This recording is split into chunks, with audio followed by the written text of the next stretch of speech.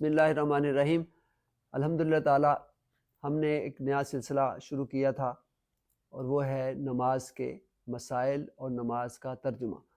تو اس کے لیے پچھلی ویڈیو میں آپ کو یاد ہوگا کہ ہم نے نماز کے فرائض کون سے ہیں اور نماز کی شرائط کون سی ہیں وہ کیا تھا، اور میں نے دونوں میں فرق بھی بتایا تھا کہ شرط میں اور فرض میں یہ فرق ہے۔ شرائط جو ہیں وہ پہلے ہوتی ہیں نماز میں، وہ نماز سے خارج ہیں، اور جو فرائض ہیں وہ نماز کے اندر ہیں۔ اب جیسے قبلہ رخ ہونا ہے یا جیسے وضو کرنا ہے، جگہ کا پاک ہونا ہے، کپڑوں کا پاک ہونا ہے، تو اس کا مطلب یہ شرائط میں آئے گا جو کہ نماز سے پہلے ضروری ہیں۔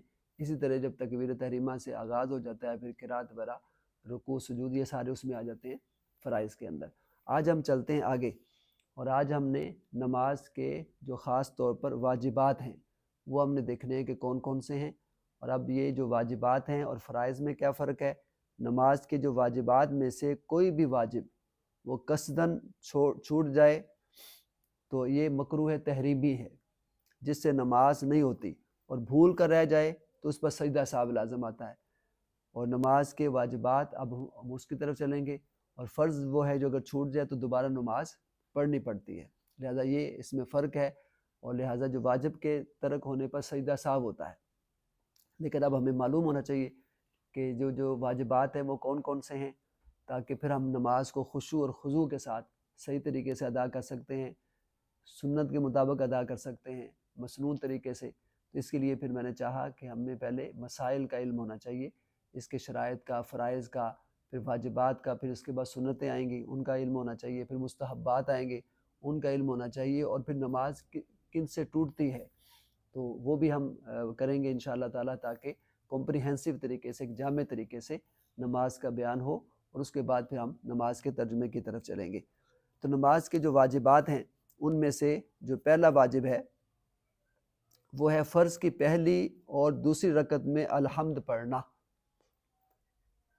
اور الحمد کا سورت سے پہلے ایک بار پڑھنا۔ تو اس کا مطلب یہ دوسرا واجب ہو گیا کہ الحمد کا سورت سے پہلے ایک بار پڑھنا۔ پھر فرض کی پہلی 2 رکعتوں میں الحمد کے بعد قرآن پاک سے کم از کم 3 آیات یا کوئی چھوٹی صورت یا ایک بڑی صورت جو 3 چھوٹی آیات کے برابر ہو وہ تلاوت کرنا۔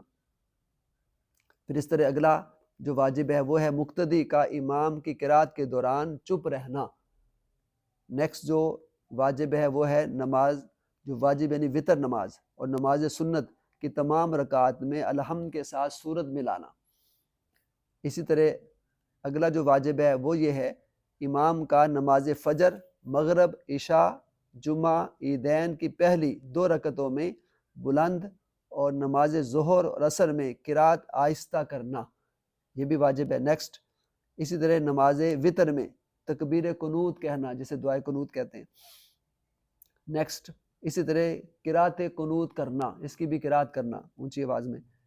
اسی طرح نمبر 7 عیدین میں 6 زائد تکبیریں اور آیت سجدہ اس کی تلاوت وہ کی گئی ہو، تو اس میں دونوں چیزیں آ جاتی ہیں، سجدہ تلاوت کرنا بشرطی کہ نماز میں آیت سجدہ تلاوت کی گئی ہو، پھر اس میں وہ سجدہ تلاوت کرنا۔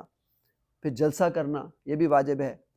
پھر رکوع، سجود، قومہ اور جلسہ میں اتنا اطمینان سے کرنا کہ اعضاء اپنے محل میں سکون اختیار کر لیں۔ نیکسٹ رکوع، سجود، قومہ، جلسہ میں ایک بار سبحان اللہ کہنے کی مقدار ٹھہرنا۔ نیکسٹ سجدے میں پاؤں کی تین انگلیوں کا پیٹ زمین سے لگنا، یہ بھی ضروری ہے۔ اسی طرح نیکسٹ رکوع 1 بار کرنا اور سجدہ 2 بار کرنا۔ اسی طرح نیکسٹ دونوں سجدے یکے بعد دیگرے کرنا۔ نیکسٹ مقتدی کے لیے امام کی تابعداری کرنا۔ نیکسٹ 4 رکعت کی نماز میں درمیانی قعدہ کرنا۔ نیکسٹ التحیات پڑھنا، اگر ایک لفظ بھی چھوڑا تو واجب ترک ہو گیا۔ نیکسٹ آخری قعدہ میں التحیات پڑھنا، یہ بھی واجب ہے۔ اسی طرح نماز فرض ہو، وتر اور سنت موقدہ، اس میں قعدہ اول میں تشہد کے بعد کچھ نہ پڑھنا اور تیسری رکعت میں چلے جانا۔ نیکسٹ اسی طرح جو ترتیب ہے اس کو قائم رکھنا بھی واجب ہے۔ اور اس طرح جو جب سلام پھیرتے ہیں اس میں جو لفظ سلام ہے اس کے ساتھ نماز سے نکلنا واجب ہے، جبکہ علیکم ورحمۃ اللہ یہ کہنا سنت ہے۔ یہ ہو گیا واجبات جو تقریباً کوئی 25 کے قریب ہیں۔ پھر آ جاتے ہیں نماز کی سنتیں۔ اب نماز کی جو سنت ہے اور اس میں واجب ہے، اس میں کیا فرق ہے کہ واجب اگر ترک ہو گیا تو اس میں آپ نے کیا کرنا ہے، سجدہ صاحب کرنا ہے، لیکن اگر سنت رہے گی تو نماز آپ کی وہ ہو جائے گی۔ جیسے سب سے پہلی سنت ہے مرد کا تکبیر تحریمہ کے لیے دونوں ہاتھ کانوں کی لو تک اور عورت کا کندھوں تک اٹھانا، یہ سنت ہے۔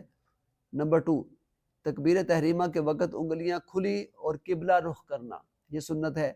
نمبر 3، تکبیر تحریمہ کے وقت سر نہ جھکانا، یہ سنت ہے۔ نمبر 4، تکبیر سے پہلے ہاتھ نہ اٹھانا، یہ تکبیر سے پہلے ہاتھ اٹھانا، تکبیر سے پہلے ہاتھ اٹھانا یہ ضروری ہے، سنت ہے۔ نمبر 5، امام کا تکبیر بلند آواز سے کہنا، یہ سنت ہے۔ نمبر 6، ہر تکبیر کی اللہ اکبر کی جو راہ ہے اس پر جزم پڑھنا، یہ سنت ہے۔ نمبر 7، تکبیر کے فوراً بعد قیام کے لیے ہاتھ باندھنا، یہ سنت ہے۔ نمبر 8، مرد کا ناف کے نیچے جبکہ عورت کا سینے پر ہاتھ رکھنا، یہ سنت ہے۔ نمبر 9، دایاں ہاتھ بائیں ہاتھ پر رکھنا، سنت ہے۔ نمبر 10، قیام کی حالت میں دونوں قدموں کے درمیان 4 انگلی کا فاصلہ رکھنا، سنت ہے۔ نمبر 11، تکبیر اولیٰ کے فوراً بعد ثنا پڑھنا، یہ سنت ہے۔ نیکسٹ نمبر 12، ثنا پڑھنا اور آہستہ پڑھنا، یہ سنت ہے۔ 13، صرف پہلی رکعت میں تعوذ پڑھنا اور آہستہ پڑھنا، یہ سنت ہے۔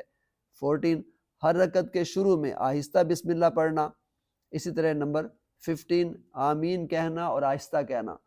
نمبر 16، ثنا، تعوذ، تسمیہ اور آمین یہ سب آہستہ کہنا۔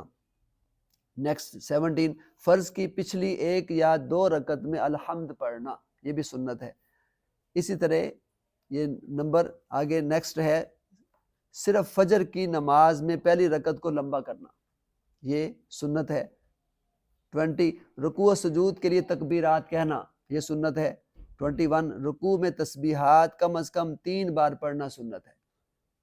22، رکوع میں جو ہاتھ ہے وہ گھٹنوں پر رکھنا، یہ سنت ہے۔ اسی طرح نیکسٹ نمبر 23 ہے، سجدے میں کوہنیاں پہلوؤں سے الگ رکھنا اور انگلیاں کھلی رکھنا، یہ سنت ہے۔ 24، اسی طرح حالت رکوع میں ٹانگیں سیدھی رکھنا، یہ سنت ہے۔ 25، رکوع میں سر اور پیٹھ ایک سیدھ میں برابر رکھنا، یہ سنت ہے۔ 26، رکوع سے اٹھے تو ہاتھ لٹکا دینا، یہ سنت ہے۔ 27، امام کا سمع اللہ لمن حمیدہ بلند آواز سے کہنا، یہ سنت ہے۔ نمبر 28، مقتدی کا ربنا لک الحمد آہستہ کہنا، یہ سنت ہے۔ 29، اگر تنہا نماز پڑھ رہا ہے تو تنہا نمازی کو دونوں کلمات کا کہنا اور آہستہ کہنا، یہ سنت ہے۔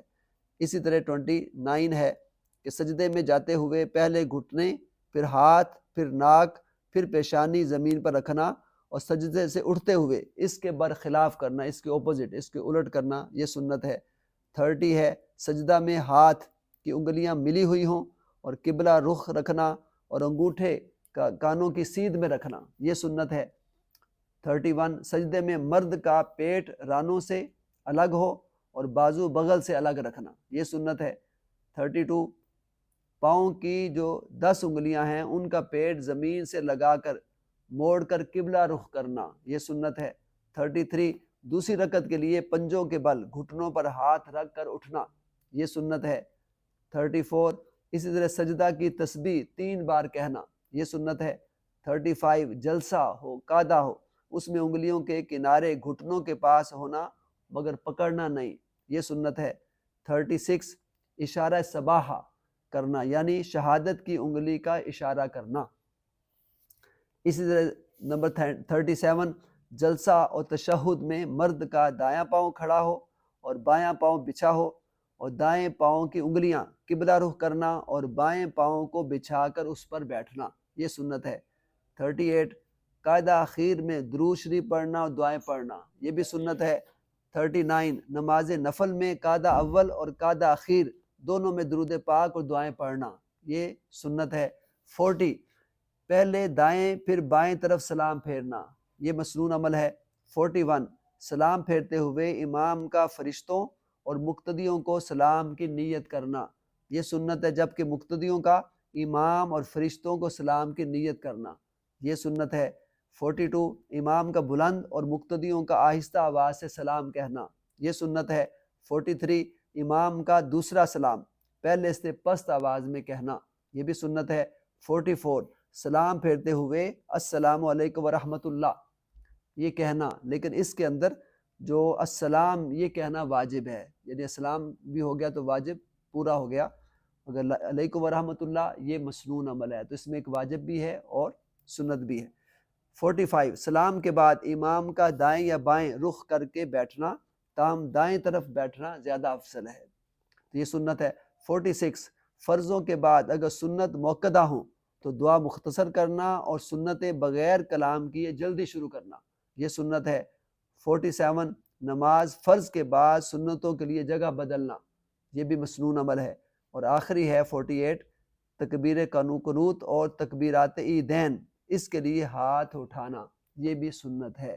لہذا آج ہم نے الحمدللہ تعالی جو واجبات ہیں نماز کے وہ بھی سارے کر لیے، اور جو سنتیں ہیں وہ بھی ہم نے کر لی۔ اب اس کے مستحبات وہ کریں گے، اور اس کے بعد جس سے نماز ٹوٹ جاتی ہے وہ بھی ہمیں معلوم ہونا چاہیے، تاکہ نماز کو ہم مسائل کے ساتھ سیکھیں، اور اس کے فرائض واجبات، اس کی جو شرائط ہیں، اور خاص طور پر جو اس کی آج ہم نے سنتیں پڑھی ہیں اس کو جاننا، اور مستحبات کا جاننا، اور اسی طرح جو نماز توڑنے والی چیزیں ہیں ان کا جان کر ہم صحیح طریقے سے مسنون طریقے سے نماز پڑھنا شروع کریں، اور جو اس پر عمل کر رہے ہیں اللہ ان کو جزا دے، جو اس میں کمی بیشی ہے اس کا ازالہ کریں، اس کو صحیح کریں، اس کی اصلاح کریں، تاکہ اصل جو یہ نماز کا مسائل اور نماز کے جو ترجمہ کا جو ہم نے یہ چینل شروع کیا ہے، یہ ٹاپک شروع کیا ہے، تو اس مقصد کے لیے کیا ہے تاکہ ہماری نماز درست طریقے سے ہو، مسنون طریقے سے ہو، اور کمی بیشی کا ازالہ ہو۔ اللہ تعالی ہمیں عمل کرنے کی توفیق عطا فرمائے۔